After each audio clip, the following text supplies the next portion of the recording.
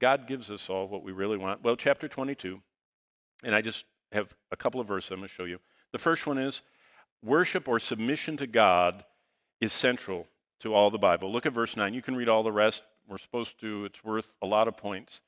But look what he says. Then he said to me, verse 9, see that you do not do that. See, John was overwhelmed at the angel. The angel was so unbelievably, he started worshiping the angel. He says, don't do that. I'm your fellow servant and of your brethren the prophets and of those who keep the words of this book. Worship God. Well, that's the central theme of the scriptures. Worship God. Worship of God is the mark of true believers. Here's my second observation from verse 22. When we take the final trip with Jesus through the valley of shadow of death or in the skies through the clouds at the voice of the archangel, no baggage left here can accompany us. Look what it says in 22:12. Behold, I'm coming quickly.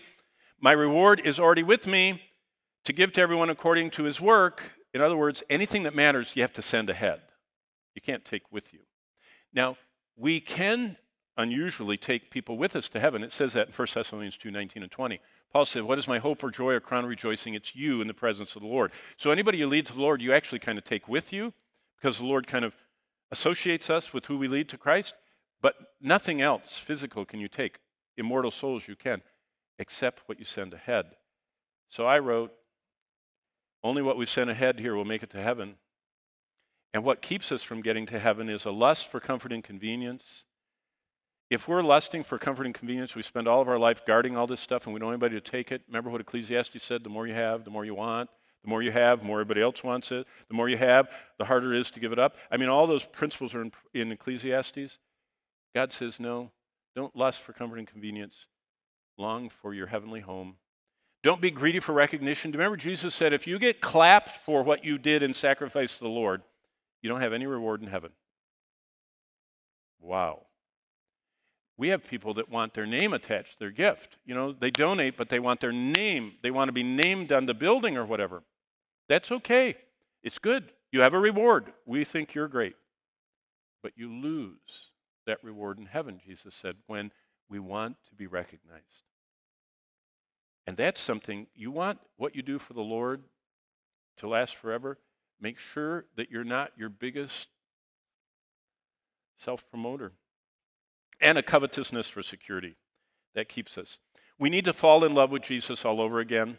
When the Bible closes in Revelation 22, we're transported to the fringes of eternity. We step out into the garden of God. It's called the final paradise. For just a minute, have you ever thought about the first paradise? Imagine what it was like at the dawn of creation. Think about life as a perfect human. Your first memory as Adam and Eve would have been waking up in God's garden, Eden. You're in a comfortable world, no extremes. You're surrounded by the beauty and the fragrance. You have no pains, no sorrows, no fears, no weariness. That's what we go back to.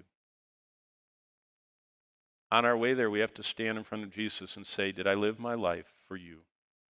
Or did I just waste it? Let's see, do I have my keys here? I think I gave them to Bonnie. I don't know what I did with my keys. I usually keep them in my pocket, but this is what I usually do in the class, and I've done this for generations of you young people. I say, when Bonnie and I are driving across the country, we drive a lot when we're in the States, and we even drive a lot when we're not in the States, but when we drive the car, Bonnie will say, hey, do you want me to drive? I say, uh-huh. She knows I'm serious. When I pull over the car to the side, I put it in gear, I turn it off, I pull the keys out, I come around to the other side of the car, I open her door, and I hand her the keys. And I get out of the driver's seat, and I get into the passenger seat, and she has total control, the keys, the steering wheel, everything, and I don't. Who's the driver of your life? Did you know every morning the Lord wants you to pull over, hand him the keys, get in the passenger seat, and let him drive? That's surrender.